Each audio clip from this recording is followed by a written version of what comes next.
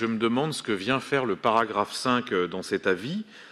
Il s'agit de se féliciter de la conclusion de l'accord économique asiatique, c'est-à-dire le RCEP. Mais bon, premièrement, moi je pense que le RCEP n'est pas une très bonne nouvelle pour l'Europe, mais surtout, c'est un accord qui porte essentiellement sur l'élimination des obstacles tarifaires à la libre circulation des marchandises, et le numérique n'y figure qu'à titre accessoire. Donc j'avoue que je ne comprends pas trop.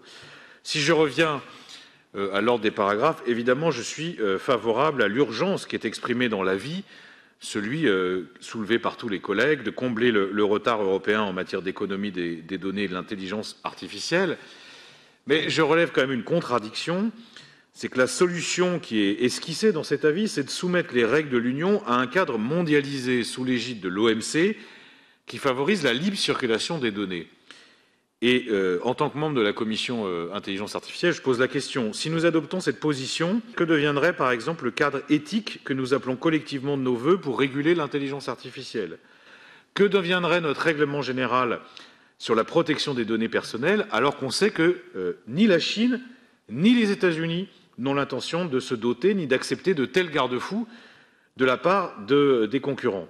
Et enfin, j'ai une question sur le paragraphe 4. Je vois bien qu'il y a une critique voilée des positions de la Commission sur les services numériques, mais comment on fait dans ce cas-là pour réglementer l'immense pouvoir de marché des GAFA?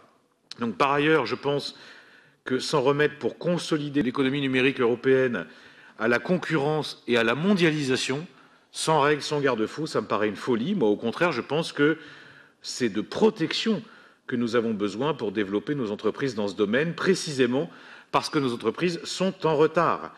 Et donc, je pense que ça va à l'encontre de l'efficacité qu'on promeut. Je suis sûr d'une chose, en tout cas, c'est qu'on ne peut pas consolider notre économie numérique à l'intérieur et la livrer à l'extérieur à des acteurs dont la supériorité par rapport aux nôtres est écrasante. Merci.